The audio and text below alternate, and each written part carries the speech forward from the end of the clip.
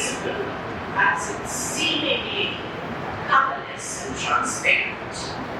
Nevertheless, in recent years, we have seen a surge of academic interest in water's recurrent role in everyday life. This increased attention comes at a time of this recurrent surge in sustainability of worldly resources and has promoted, but also to see how does it shape us.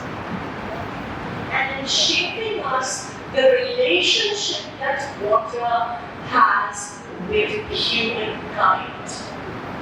And in doing so, I will quickly take you through the mythology, through the different, there are myriad, there are endless representations that we have. And I have deliberately eschewed, avoided the symbolic, the literal, metaphoric ramifications of water. We have that in plenty.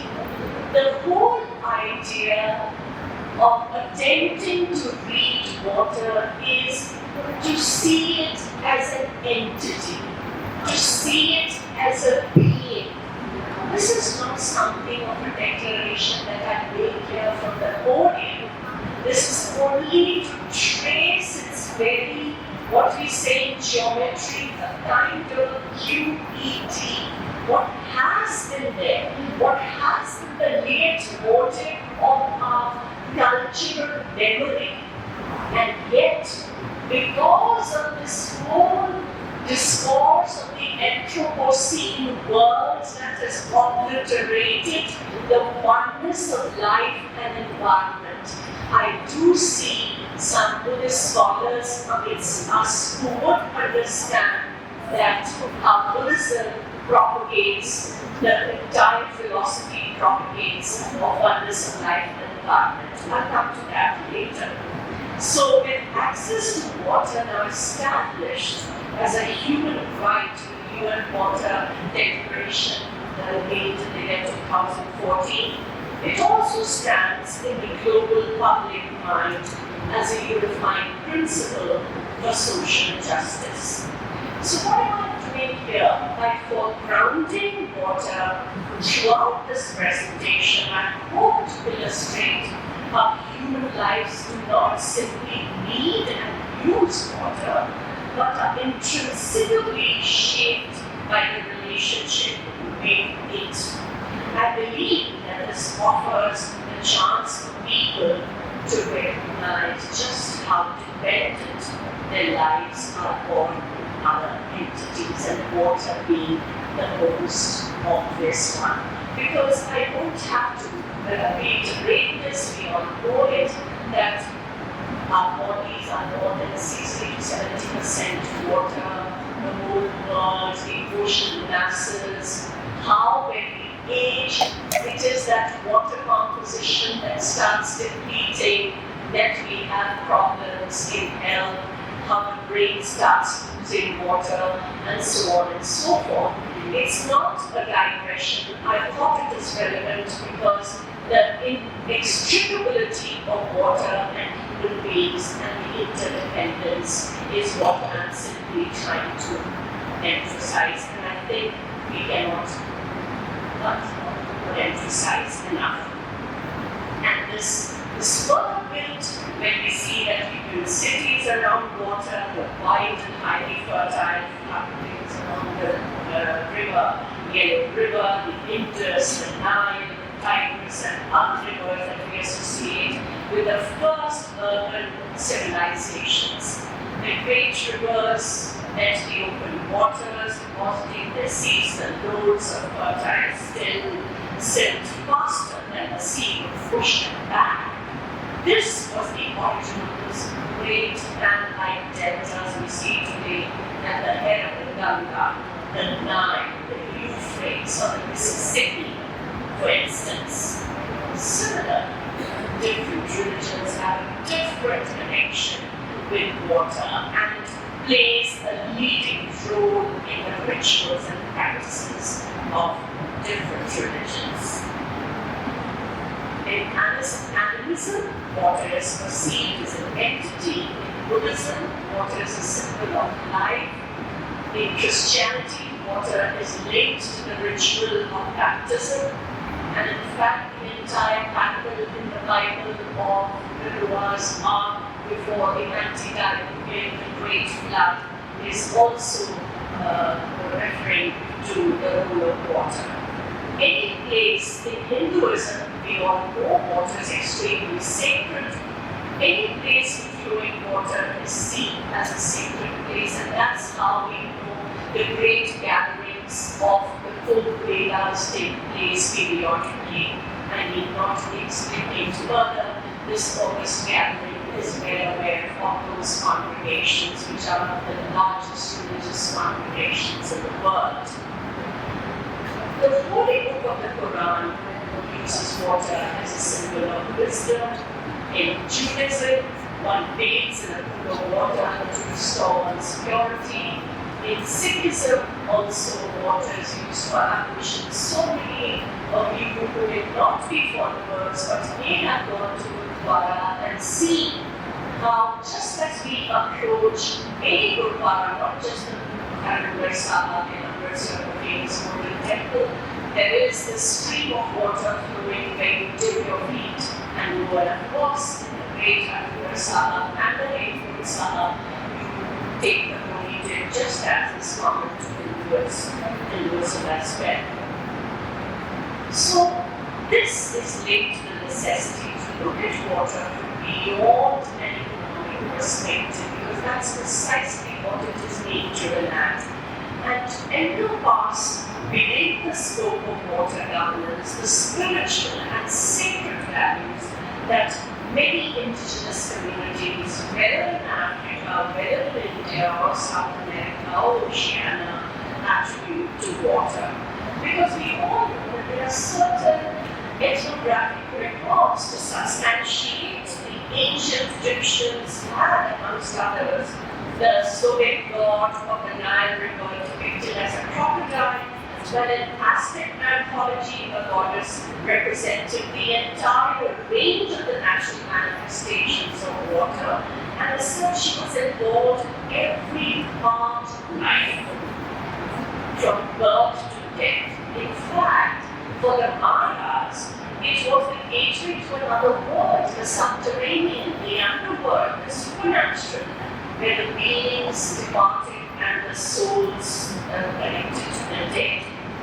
This divine connection with water manifested itself also through the development of installations aimed at conserving and management of water for ceremonial, economic, and social purposes. And that is how you have the great irrigation systems in Inca Sacred Valley, or the Nazca's aqueducts in Peru taking place that the great excavations have shown us. Why am I sharing this with you? The reason is that the spiritual relationship, as I told you at the onset of my paper, this human relationship, this spiritual relationship between human beings and water is still prevalent in most indigenous, in many indigenous communities. In fact, if you go the Mai community in the Labuan Chiara, which is in the Columbia region, where the Julia, which we call the rain of Julia, is seen as the giver of life, and then the father who allows the rebirth of the dead in that sense. Then it represents the source of life, the blood of Mother Earth.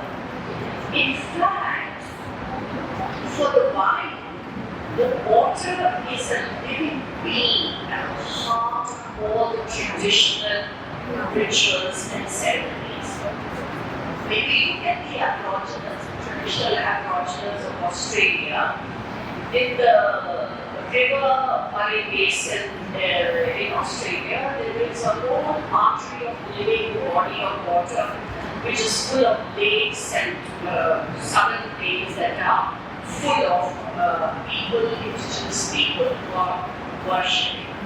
That is far and removed from our. If we look as close as Sikkim. Unfortunately, Sikkim also had this devastating floods, which we are all aware of. The lakes of Sikkim consider the Nongyu River in belongs to the sacred reserve. And to quote Gyatso Lecha, and I quote, "We believe that when someone dies, the soul travels through the river of Nongyu to reach the caves of Anjuna," unquote. And who has been involved, this person, Gyatso Lecha, the person who is the part of the activist of the affected citizens of Nista, who has been involved in resistance against these large hydropowers that have displaced communities and so on and so forth. In fact, the Adivasis, the Lord's Adivasis in the central part of India, one of them, and I quote, he says, "The rest of nature is our God. Adivasis do not make cement idols or statues. The leaves, tree, animals, and spirits in the forest are our gods. It reflects the solidarity that binds all humans, and water is also an object of worship," unquote. So, everywhere, water is intrinsic to, has been intrinsic to humankind. And just quickly go back to Greek mythology. You have reference to Poseidon, you have reference to Poseidon. We all know that all literature, is full of examples of those Poseidons who would lure the pirates, who would lure the sailors, and then there is example of the Egyptian civilizations where it's associated with water, it's associated with fertility and abundance, and the flooding, the annual flooding of the Nile. Similarly, the abundance and superabundance of water in the Celtic mythology, which is inhabited by deities and rivers, and similarly, if you look at the Norse mythology, so what I'm trying to say that in the Western mythology, and we come back to our own soil, two people we know, our own Lord Shiva, and even Lord Vishnu, we see residing on the serpent, on the ocean.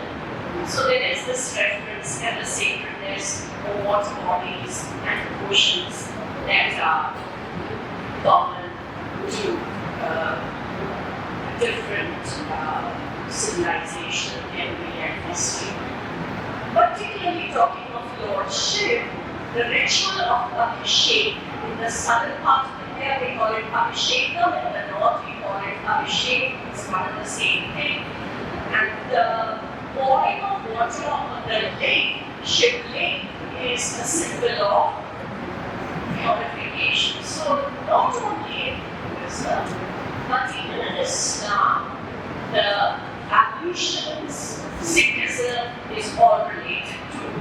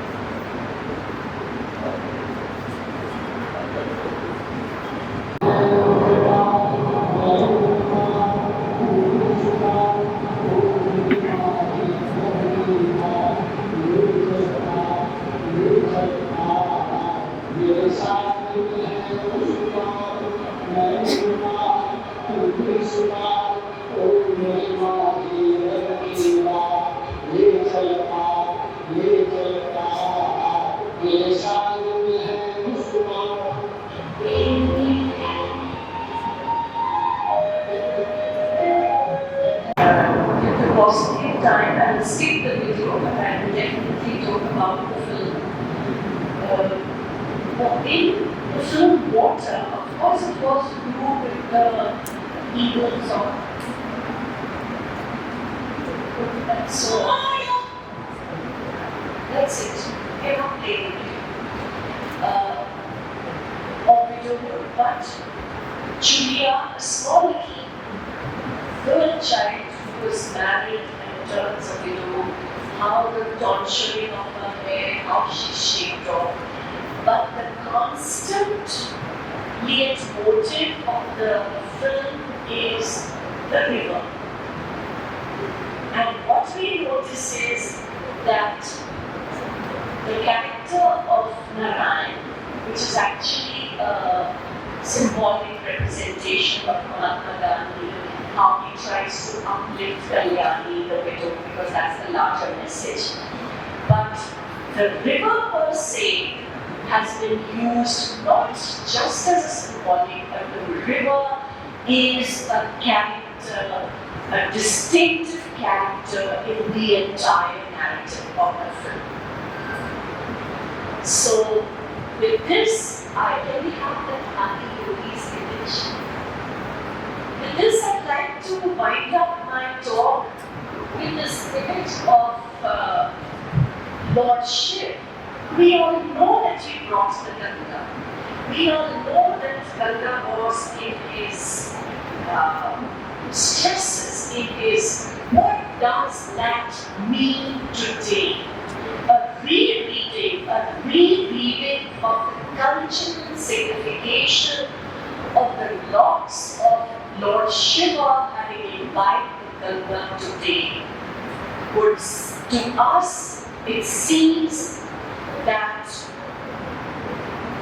it has obviously the yogic implications of mountains and rivers as the play between the tough spirit of willed, self-disciplined, and the generous, loving spirit of concern for beings. That is a diet that was paralleled as he imagined it, and in the dynamics of mountain uplift and the planetary water cycle. That's how we need to see what Shiv means and the entire connotation of that journey is. Thank you.